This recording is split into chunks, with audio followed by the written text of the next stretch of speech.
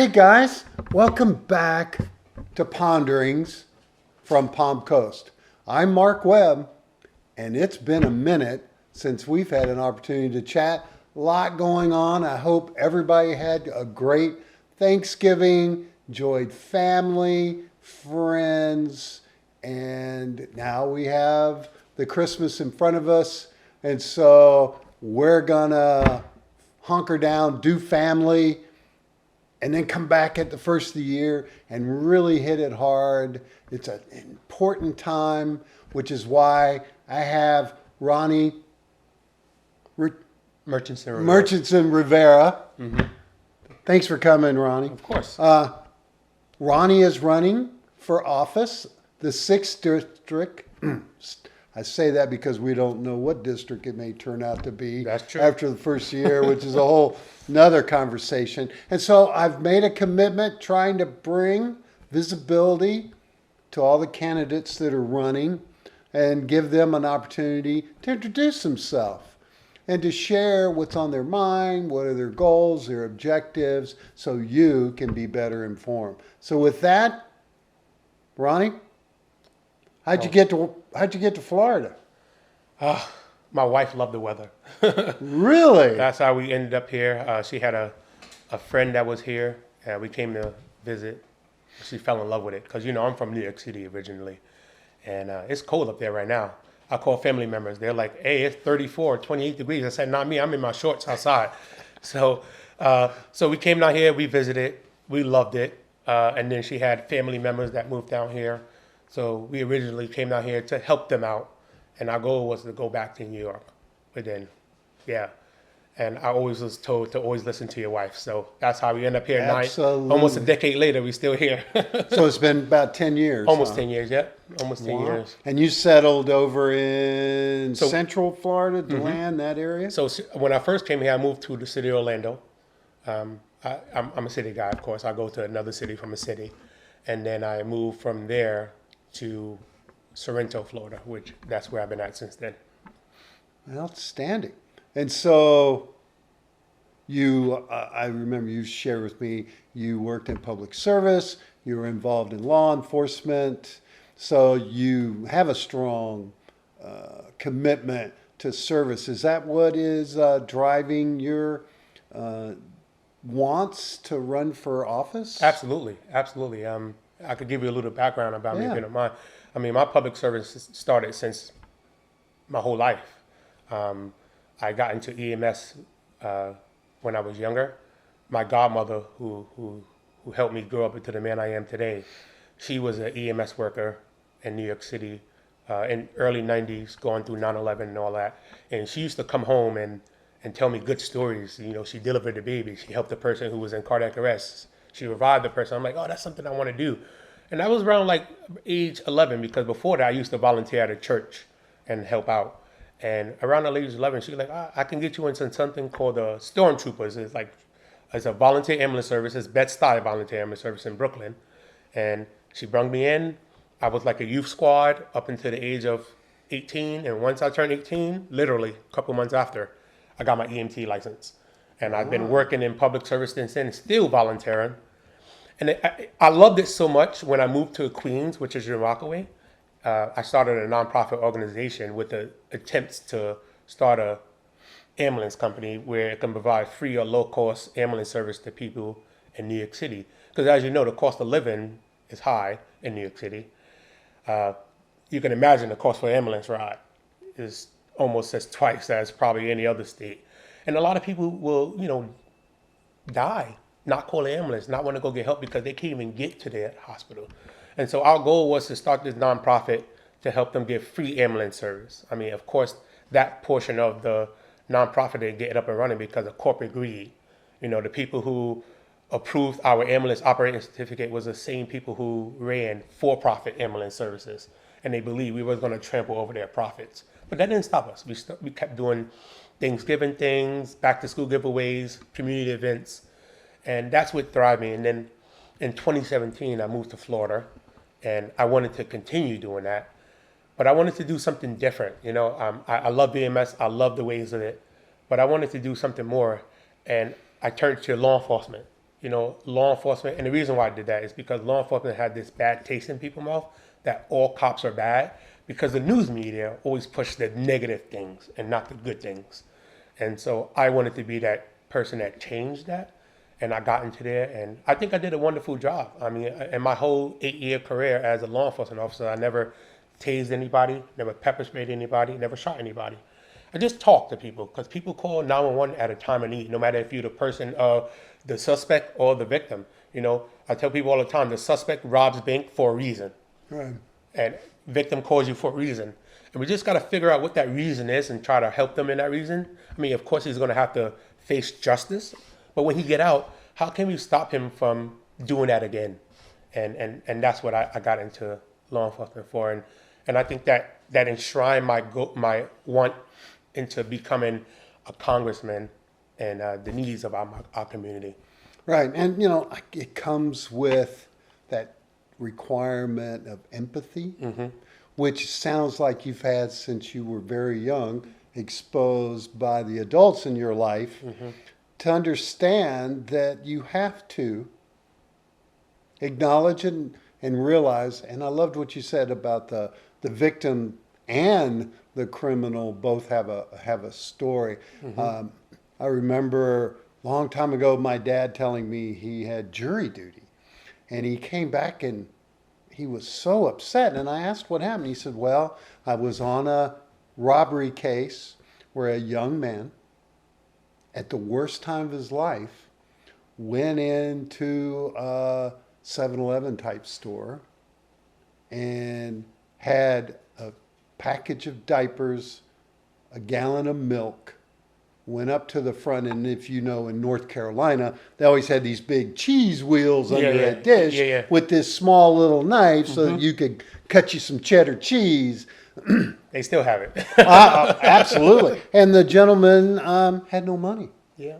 And so he grabbed the knife and said, I'm taking this stuff. I apologize. It was all on video. And he walked out, went around the corner, went into a car where his wife and baby were in there. The police came, arrested him. Armed robbery, no backstory, a failure in the understanding of the whole process. And that really changed me as a young person, understanding the need to know as much of the whole story as you can. And as a police officer with your EMS background, we typically see EMS and police at the worst time in your life. And being able to offer that is a huge gift, and I applaud you. And I think for me, that's one of the challenges that we're having in today's society for a lot of people is, what about me?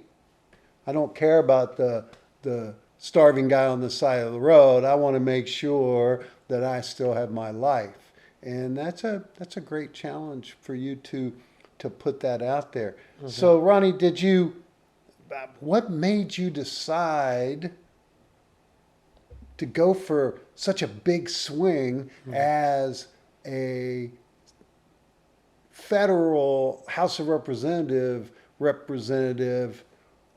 when you could have gone city council or county commissioner or school board or whatever and still served? So why such and I applaud you for stepping up to do anything, and we all need to find a better place to serve.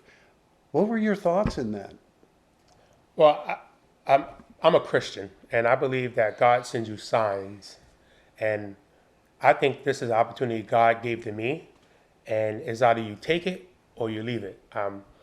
I was going through a lot with our old representative. I think it was Michael Walsh.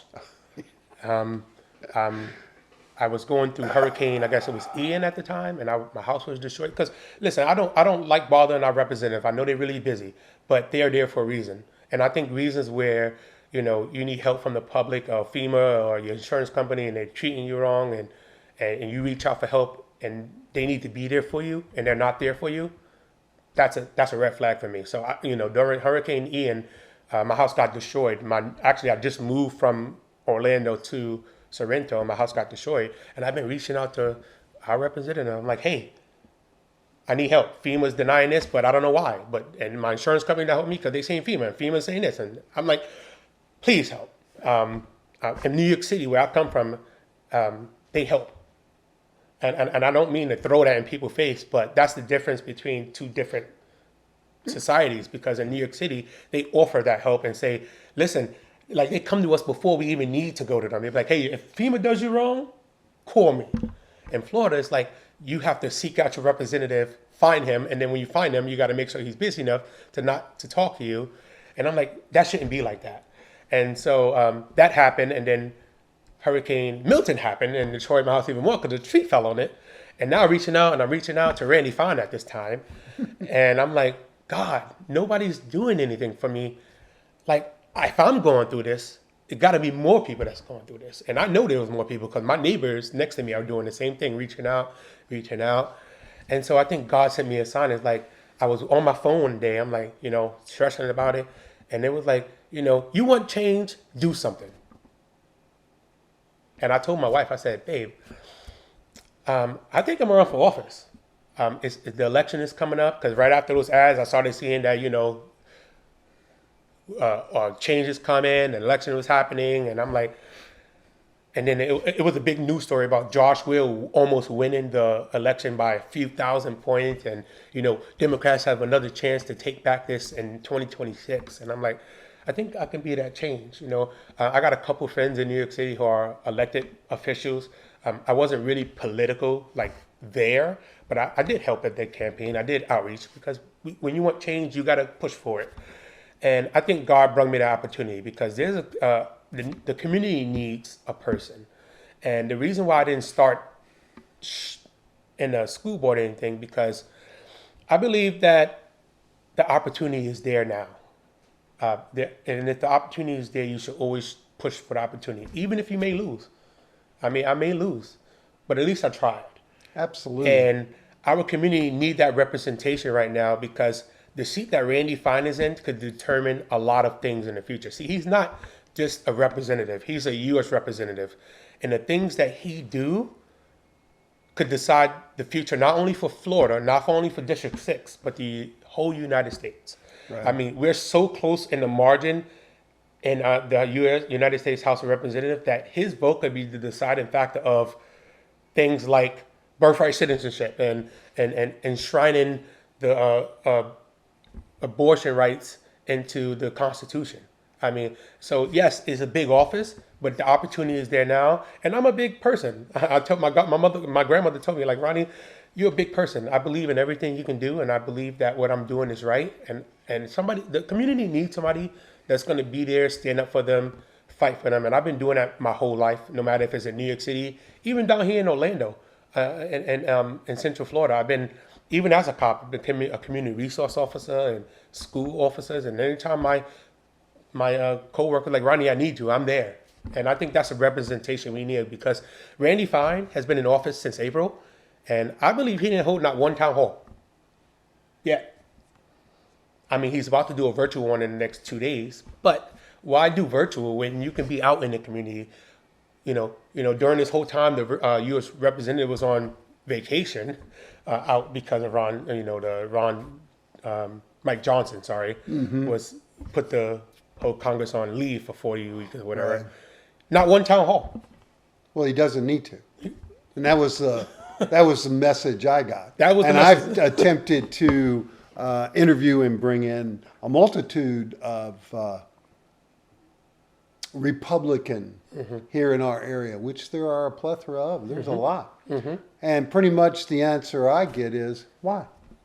I don't need to put myself into a situation where I have to defend or I have to discuss things that don't look well on me, don't sound well on me, that can't be held accountable. And that's why, even with, and I was involved quite a bit with the Josh Will campaign, Randy Fine was invisible. He never went and spoke, and it wasn't until the last 2 weeks, 3 weeks, when Donald Trump started calling and firing up the people of this state to get behind him, because He was scared. Yeah. Josh was making headway. Josh was getting money. Josh, the numbers, the polling numbers were enough to get their attention, and then he finally came out. And that's what you're going to find. You're going to find that they will rely on this perception or this mantle. Some people call it a red hat. I just think that it's kind of the loyalty of the Republican Party to get behind its chosen candidates, whether they like them or not. Absolutely. And I've talked to enough people to know Randy Fine is not someone that's very well liked or understood, and he's very inflammatory about a lot of things he says, and yet you're sitting there running against the guy going, what is it I need to say about my opponent that he says it himself. Openly. Openly, right, exactly. And so it's the narrative of factual truthfulness and getting people to look in the mirror. And I like to practice, and a good friend of mine, Tom Townsend, has this mantra he uses where it says, engage, not enrage. Absolutely. And he's talking, and you and I have said this same thing. Open up a discussion with everybody, listen to them, hear what it is or how they see or what their thoughts are, and then ask them good, deep questions that they will struggle with answering, and maybe you'll see the light start to get a little brighter, or that, what I like to call that aha moment. And I know, and in talking with you, is that kind of your base and what you're trying to do with the challenge you have in the 6th District, and getting people to know what your thoughts are and what your views of what's happening are? I agree with you. It's happening now. I mean, just yesterday, well, day before yesterday, I was at canvassing down in Mount Dora doing the parade, and I was giving my little flyers out, and one of the guys came in, I support it. What are you, Republican or Democrat? And I said, I'm a Democrat, and he just gave me back my thing. But I appreciate you, though. And what a lot of Democrats do, and which I think they shouldn't, is they need to reinforce it, like you just said. They will just walk away. I don't. First question I asked them, I said, tell me something about me that you don't like. Well, I don't know you. Exactly. I said, you don't know anything about me, and you just judge me because I have a D next to my name. Right. And I said, give me 2 things that a Democrat, you don't like about a Democrat in Florida. And the 2 things is, and I kid you not, this is the top 2 answers I get a lot. Well, they're trying to take our guns away, and they hate the cops. Well, my friend, you have a problem. Because I'm ex-cop, and I like guns. And I don't want to take your guns away, but I have 5 beautiful children and a foster child that I care way more about than a gun. And we're not trying to take away your right, because we are trying to make sure that your child rights are protected in the future. I tell people the story all the time that when I was at work, and I used to get these automatic phone calls from my children's school, you know, it could be anything. They got a field trip coming up on Thursday, early release. But you don't know that. Only thing you see is Sorrento Elementary School or Orlando Elementary School. And then you're like, oh, sugar honey iced tea. What is happening? And then you pick up the phone and it's like, just a reminder, you got to check. Oh, crap. Because you would think it's another school shooting. And I tell you guys a lot that I work with tons of officers in different counties, in different states. I traveled. We all believe the same thing, that we don't want people to have guns openly and freely. I can promise you that when Ron DeSantis got rid of the permits, a lot of my colleagues was like, why? That was our only tool to make sure that person was legally able to have that firearm. And then also now they got rid of it totally. Of like, now people can open carry. Right. It's like, why? Why would you want to willingly open a gun in a supermarket? Children and families. And not only that, you're getting rid of the element of surprise, which we believe the Second Amendment is for protection, and you're just putting a target in yourself. Right. And so I tell people when I go to canvas, I say, you can't judge a person just by that. You got to get to know me, because the two things you just told me you don't like, I don't like either. I'm with you. I was ex-law enforcement officer. And then he turned his mind around and took my paper back and said, I'm sorry. And then, I kid you not, he signed a petition for me. Absolutely. And that's the dialogue that I search for as well. I actually I have a really proud shirt as a veteran. It says Veterans Against Fascism. And I had two uncles, World War II in Italy, fighting fascism. Now we know these catchphrases and these conversations are so manipulated by some areas of the media. And I was at First Friday supporting that, and I had an older couple come up, and she looked at my shirt and she goes, well, why do you hate Donald Trump? And I go, I don't hate Donald Trump. I don't know Donald Trump. There's policies, there's conversations, there's actions that I question, but I don't hate the person. And then we had a pretty deep dive into conversation. She didn't even know what fascism was and didn't understand that. She just saw this action. And one other thing, I have this red hat that I found in a thrift store, and it is a MAGA red hat. But on the front, it says, America is great. Oh. And I use this hat as a teachable moment. I will wear it and walk around Publix. And I will have some individuals, usually older white men, come up behind me, pat me on the back and go, great, good to see you out here. And I turn around and he stops in his tracks, because it's not a MAGA red hat. It's just a red hat.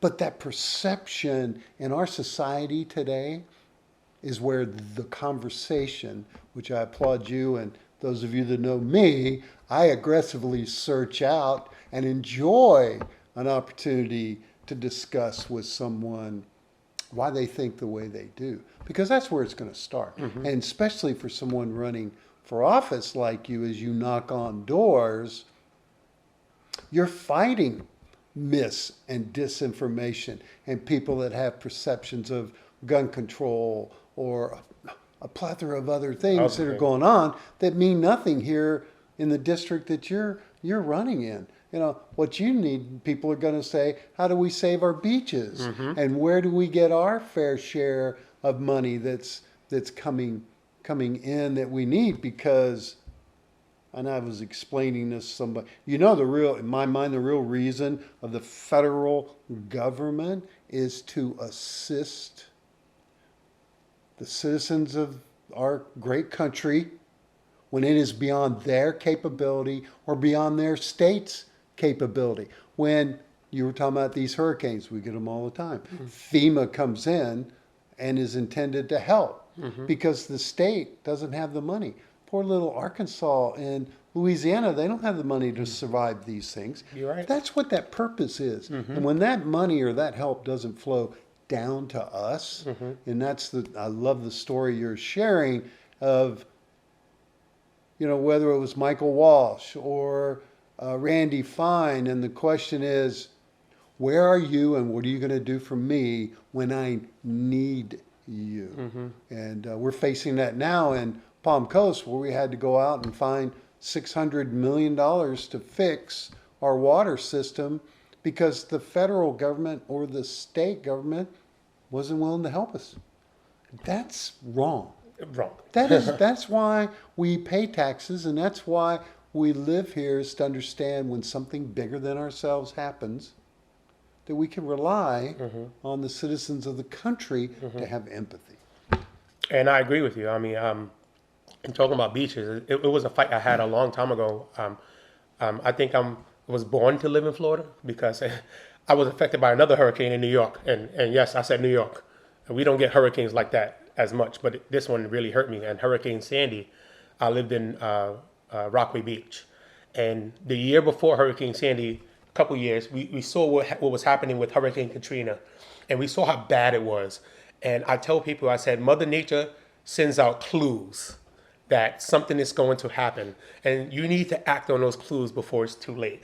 And we started seeing things like our dunes being corroded and our boardwalk being corroded. And mind you, in Rockaway Beach, if you've ever been to New York, it's one of the famous beaches in New York. It's Coney Island and Rockaway Beach. And we're surrounded by the ocean and the bay. And we have to take care of Mother Nature or she's not going to take care of us. So we went to the city. We was like, hey, do you see what's happening in Louisiana? I mean, although that's unstoppable, we can level the damages a little bit. But look what's happening in our beaches. We got corroded thing. The jetties is going down. The boardwalk is not up to the grade where it needs to be to withstand a category, 5 hurricane. We need this. And as with every government agency, they don't do anything until after, right? I tell people all the time. I worked, I worked in EMS. I worked as a law enforcement officer. They're not going to put a stop sign at the intersection until somebody get killed, and that should not be like that. It should be that the community who lives in the community say, hey, I identify a problem. Well, I don't see the problem. Well, you don't live here. I live across the street. I've been here for 10 years. There's people who run through that street all the time, and nope, we don't care. And then somebody get hit by a car, and then now they believe you. So that's what happened in New York City. And then Hurricane Sandy comes and destroys Rockaway. Like, I'm talking about destroys. And then the city comes next year and says, we're going to fix everything up to the way it was. And you're right. We did our study, and it was bad. And it wouldn't have been as bad if we would have fixed it then. And that's what I tell people. I said, we reach out to the government for help because that's what we elected a government for. That's what the government is there for. We pay taxes. We do all these things for them to say, we know you're going through a hard time, and we know you lost your job. Here's your safety net. Your safety net is unemployment, food stamps, things like that to help you get back to a point where you can thrive on your own. And a lot of people come and say, we don't want to be a communist or socialist state. We're not. I promise you we're not. We're a democratic socialist democracy. We're not North Korea, and we're not a socialist state where the government runs everything. That safety net of the government is not a socialist. It's a socialist democracy. You get to elect your elected officials. You get to start a business up from scratch and privatize it and grow with it. But like you said, where you get to a point where your business closed and now you got to rely on nothing, that's when the government should step in and say, hey, we got you. Let me help you build back up to the point where you once was or better. And right. I agree with you. Yeah. So along the, I was having this conversation with a good friend of mine who let's say he's middle of the road, right? And I was sharing with him, I had made kind of my own personal decision. If I was going to wear a label, it would be a democratic socialist. Mm-hmm. I served in the military for 20 years. Mm-hmm. Socialism. Absolutely. I get Medicare and Medicaid. Socialism. And he's drawing these things as well, but he doesn't understand it. Mm-hmm. And police, fire. Well, exactly. He's a retired police officer, yep. And angry at this socialism, and yet he's reaping the rewards of a police officer who serves graciously for 20 years serving the public, mm-hmm. provided by where does your money come from? Taxes. And so there's that confusion mm-hmm. of where it comes from.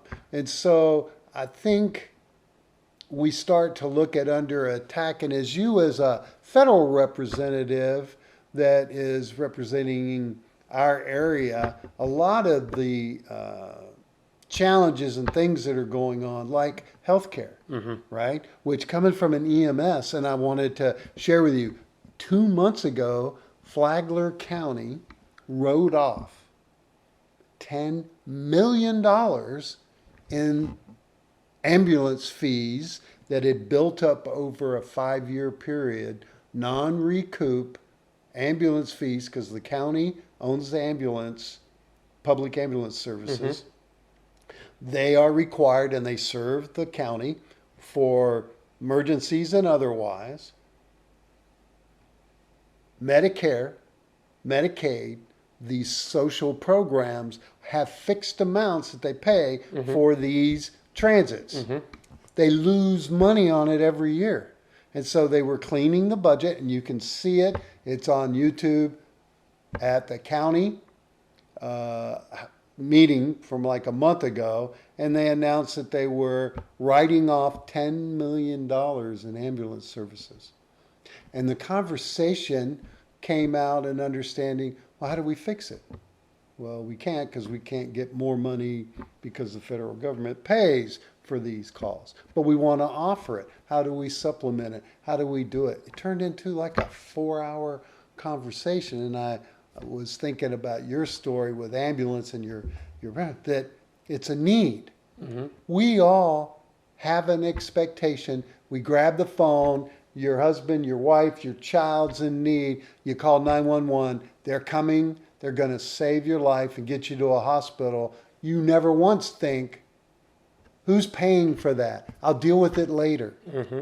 Well, isn't that where our health care needs to get to? 100%. I agree with you. And that's why when I get to Congress, I think universal health care should be one of the top priorities. I think anything that we need as humans to survive and live should be universal throughout the whole spectrum, like healthcare, food, education, childcare. Those are the things that and there's other things, I'm just mentioning some of them, but those are the 4 priorities that I think that we should focus on and say, because that would not only alleviate a lot of problems, but burden from the working families. And one of my plans is to try to get a lot of people on board, which we got a lot of people on board already, is to lower the cost of Medicare, not the cost, the age of Medicare down lower each year until it gets to the age of birth. And that's how we can fix that. Because a lot of people, what people don't understand is that when you work, and I'm going to use my old job as an example, I had a family of 6, $700 a month I'm paying into assurance. I don't even know if I'm going to use this insurance company or not. Kind of like car insurance. Right. I don't know if I'm going to use it, but I'm still paying $700 a month into this thing that I may not never use, but I know it's there if I ever need it. But that's on top of deductibles. That's on top of my share of costs, right? You got to, right. So that's just the flat line fee. And then I got to pay all these fees until the insurance company kicks in and say, now we'll cover you.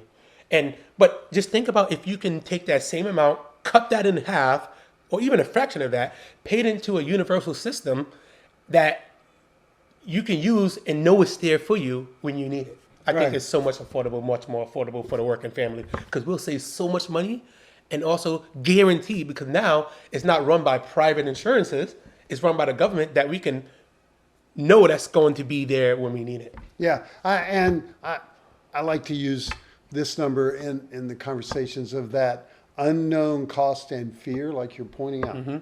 So far, we're 1st of December.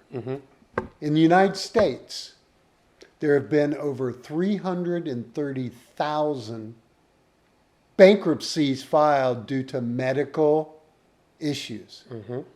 The top 20 countries in America, in the world, 0.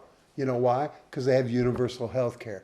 The cost of the condition that you have, I don't care how well you're insured, could inevitably take every dime that you have. And I'll point this out to you.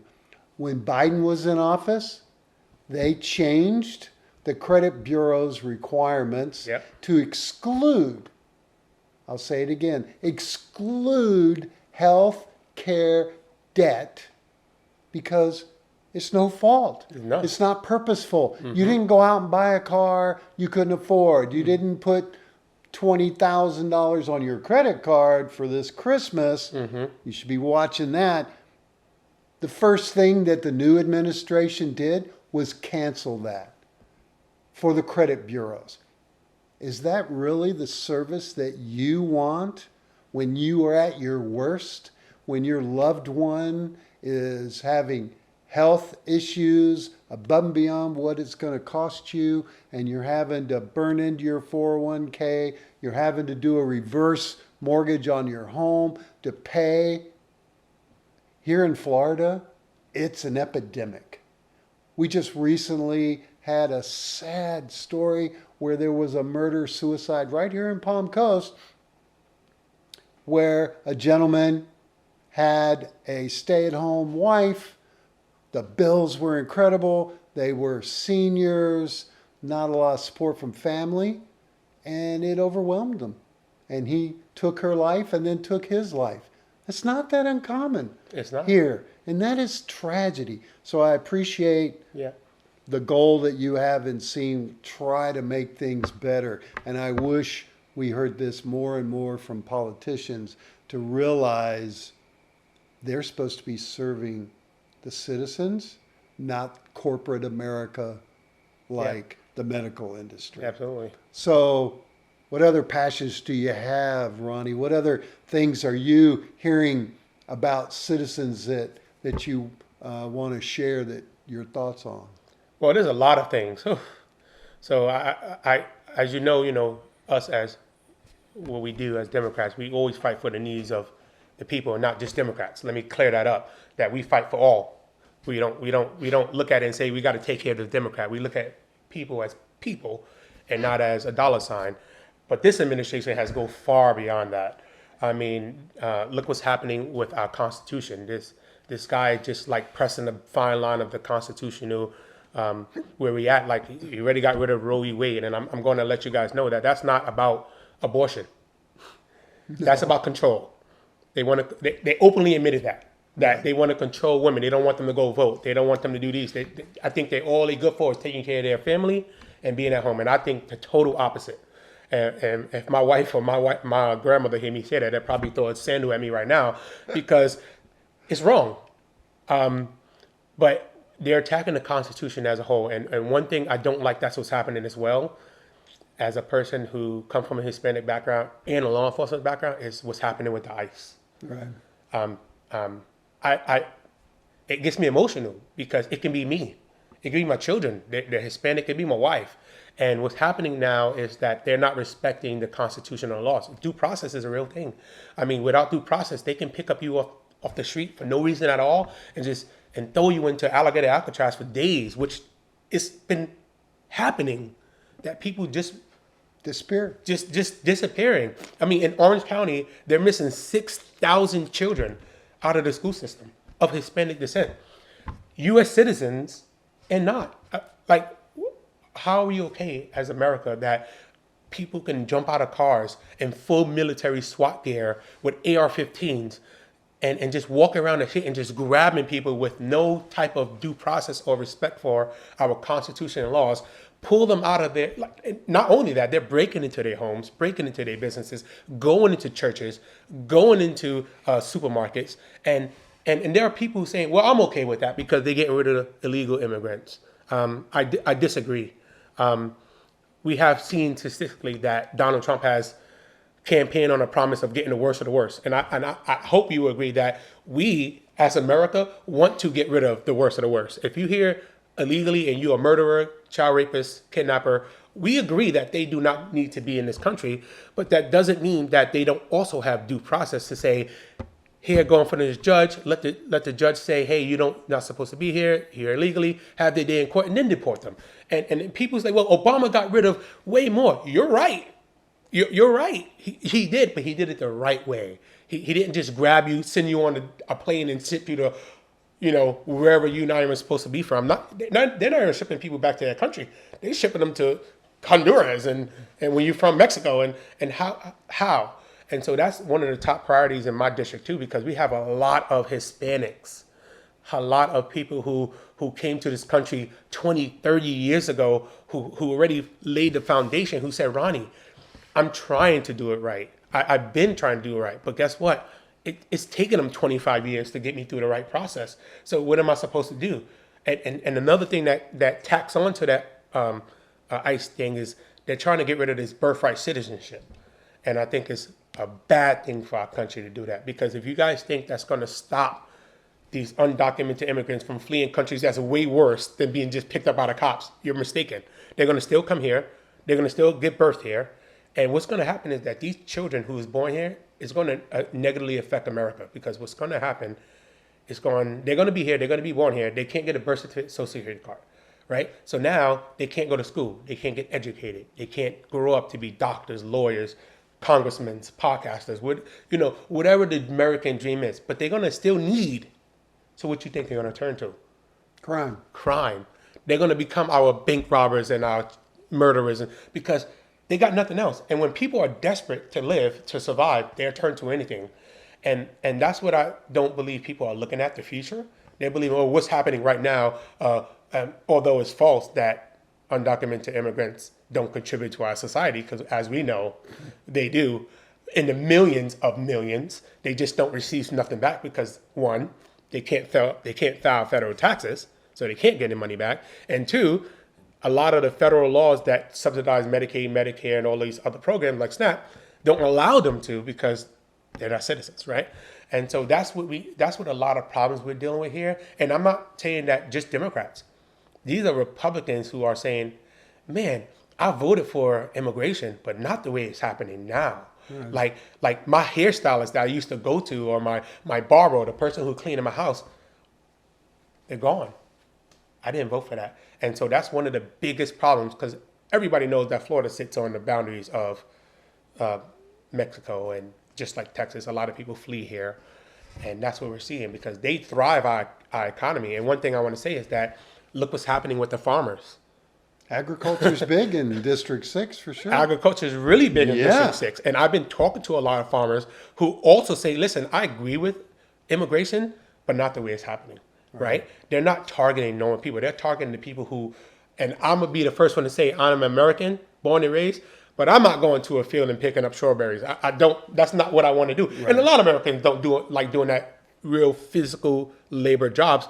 But those undocumented immigrants who come here from states, countries like Mexico and stuff, they're used to that. So they're like, hey, this is nothing to me. This is what we do. I'm okay to do that. And they come and contribute to our society. And now these farmers are being hurt on that aspect. And now they're being hurt on the aspect of these tariffs. They're being hurt from both ways. And then Donald Trump comes in and say, we're going to help them out and give them $18 million.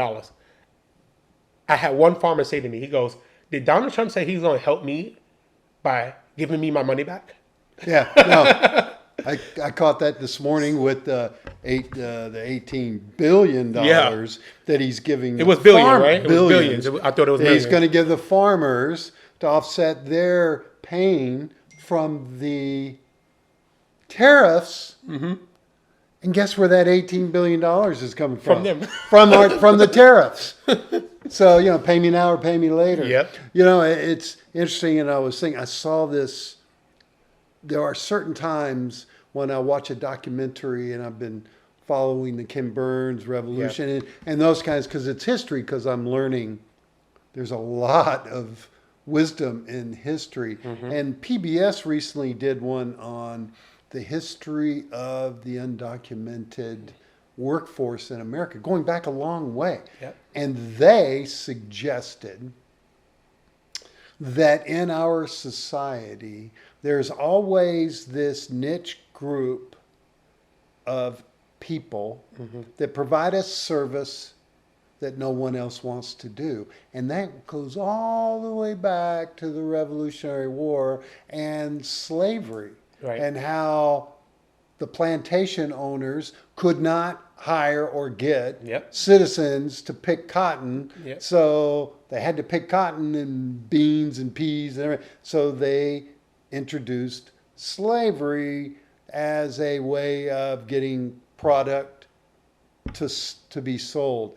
And that model is the same model we have today, because the tolerance, and there's a study that shows that basically there's a need for 15 million workers that offset our lower dishwasher, lawnmower, all of those things that we in Americans don't want to do, but they need to be done. Because I want to eat on clean dishes and I want to have a nice yard and all of those things. And how every party, Republican, Democrat, or whatever, has tolerated it and allowed it to occur because they pay taxes but don't use anything.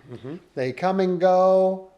A lot of them come across the border and go back and forth, and they work way harder than most Americans. As James Colville said, I'll take a lady who's 28 and carry 2 kids 1,000 miles to come into my country to work for pennies on the dollar. What kind of workforce is that? Yeah. And so it was trying to answer the question, why has politics, both sides, Yep. tolerated this system? And I'll call it a system because I picked tobacco in North Carolina and I've been in Arizona and seen the migrant workers right here now in the district you're running for cannot survive without this workforce, and we're not handling it very well. Yeah. I don't think. I agree with you. We're not handling it very well, and like you said, it needs to get done though. And Yeah, all right. We need to eat. We need all the things that we are so generous here in this great country to have, because people don't understand that other countries don't have what we have. But it needs to get done, and I don't want to do it. You don't want to do it. You don't want to do it, but somebody got to do it. Right. And so there got to be a stronger policy to help these people who are actually coming here to not do anything wrong, commit crimes. They just want to come here, flee their country that they came from because they was being abused or whatever, and they're not asking for anything else but to give them the opportunity. And I understand that there are laws in place to help that, but it's been backed up for years. There are people who's been on this asylum thing for decades, centuries, and they did it the right way, but they're still not American citizens. Well, aren't they just going right to the law, Yeah. into the judge in the courthouse and grabbing people as Yeah. they're coming out? That's the right way. And didn't the administration, I believe, just fired in New York like 50 to 60 immigration Yep. judges to Yep. work the system? Ronnie, your plate's full. It is. You got a lot going on. I'm excited that anybody has stepped up. When I first moved here, I believe twice, Michael Waltz ran unopposed for his seat. Now think of that a minute. In our District 6, the Republican representative ran without a single Democrat running against him. We need a voice. I'm happy that you're stepping up to participate and being heard and showing empathy that we all need. Any final thoughts? Anything you want to put out? I will. I'm going to have you back over the next 5 or 6 anytime, months when yeah. things get going. It's pushing already. I know the election year is next year, but like I said, I've been busy. I've been in Washington, Tallahassee for this redistricting thing. We are still in an unknown. We don't know what is going to be our district, what is not going to be our district. But I'm not stopping. I'm still going for it. We already have plans and contingency plans in place. If they do decide to redistrict, if they don't, because a lot of people are upset about what happened in Texas just now about how the Supreme Court didn't rule that the gerrymandered maps are discriminatory or not. They just ruled that it's too close to an election, and so they allowed Texas to use it. I mean, we got a whole year. How is that too close? But what people don't understand that the laws can be interpreted both ways. And if they believe that those maps are too close to thing, how come Florida can still do what they do and try to push a map in April? So we got plans. We've been talking to lawyers, been talking to other scouts and other leaders, and we have plans. And I just want to let people know that don't get discouraged. We're fighting for you. I'm fighting for you. Reach out to me. I'm there. I try to be as every multiplier. I wish I could, but I try to be everywhere I could. But they made it hard for us here in District 6 because they gerrymandered the heck out of this district. We're one of the biggest districts in Florida. We are the biggest district in Florida. We go from Marion County down to Lake County up into almost St. John's. It's a 3-hour drive if I was to start as a triangle. But we're doing it. We got a good team. We got a good passion, and I hope you guys follow us because we're going to get change here. And How do we do that? How can we donate and find you? Absolutely. So my name is not really that common. It's Ronnie Murchinson Rivera. If you type that into Google, it'll pop up. You'll see some news stories about me being a cop, but it will pop up there. But to give you a direct quote, it's Ron for Congress for Instagram. But my website is going to be Ron4 Congress, all one word.com, and that's because somebody already got the FOR. But on social media and Blue Sky and Facebook, it's going to be Ron for Congress, RONFORCONGRESS.com. Outstanding. And then same thing with the Act Blue. It's all there. You can press a link. You can donate because this fight, we already know that Randy Fine is not going to go collect petitions to get this. So we need about we need about $10,000 to qualify, or about 6,000 petitions. And I'd rather do the petitions because one or two things, I can use the money for other things to reach out. Sure. And while doing the petitions, I get to know you better. And that's how that's going to go. And that's what we need to do, because Florida is one of the states that require a high bar to get on the ballot. There's other states that only require $200 with way more people in our district. But that's how they do it in Florida. They're about to redistrict again. And I want to say this last thing before we go, is that Florida is not a red state. I want you not to be discouraged. A lot of people say, well, how are you going to win? Florida is a red state. It is not. Florida is 51%, 49%, and the rest are independents. And we have a chance because these independents are, as we've seen by the polls, are swinging left because they're not happy with their party is doing. And I think we have a real chance. Josh Will proved it. Afton Bain just proved it in Tennessee. We done proved it in all these elections that just passed where we broke supermajorities. And there were seats in local Alabama. districts. Yeah, in local Rocks. districts that we didn't even think about, that we were like, wow, we didn't even put money in, and we were like, flip blue. So we have a good chance here. They're scared. That's why they're redistricting again here in Florida, and we're going to get this movement going. Yeah, that redistricting thing is a very odd moving thing because everybody's already running for office. Mm-hmm. Everybody's already filed. Everybody has the petitions. And in talking with some of the other candidates, they're not sure the value of the petitions. How is that going to be affected? And they're all going up to Tallahassee, and I know that you are too. Katie at our local is under the impression that if they redistrict and they change it from District 6 to District 5 for whatever reason, but you're still a candidate for that district, they're saying they may open up petitions statewide to be usable. Have you heard that? Oh, too? absolutely. It's been confirmed, actually. Has The it last been? time they redistrict in 2022, I believe, when they do it in an election year, the law says that if they redistrict during an election year, we can collect petitions from anybody in the state of Florida who's a registered voter in the state of Florida. The question is now, and I already done sent memorandums to the Secretary of State, is when can we do that? Because we already know Ron DeSantis already came out publicly. They already put together a board. Yes. Right? They're doing it right now. They're doing it right now. So the law says we can do it, but it doesn't say when.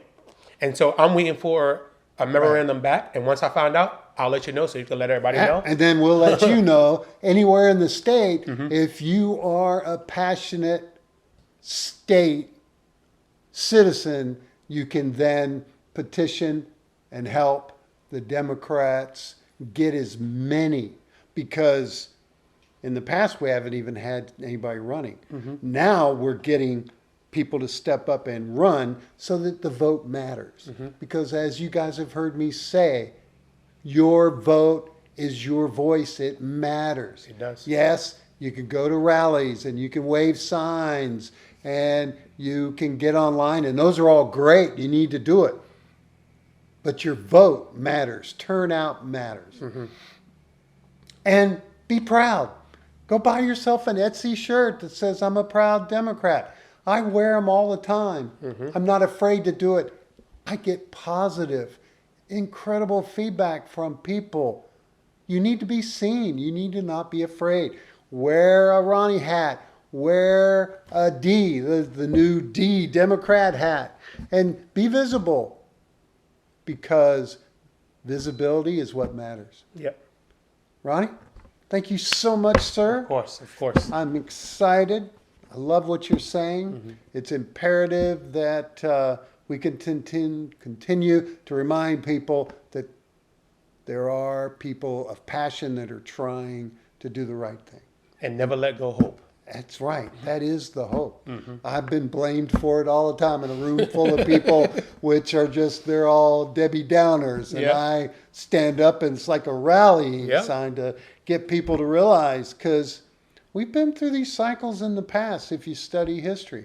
And this is no different than others. We just, as people, as citizens, need to use our voice. And every dictator in history that has failed, that has fallen, it's because the people said enough. Yep. Look it up. So guys, like and subscribe.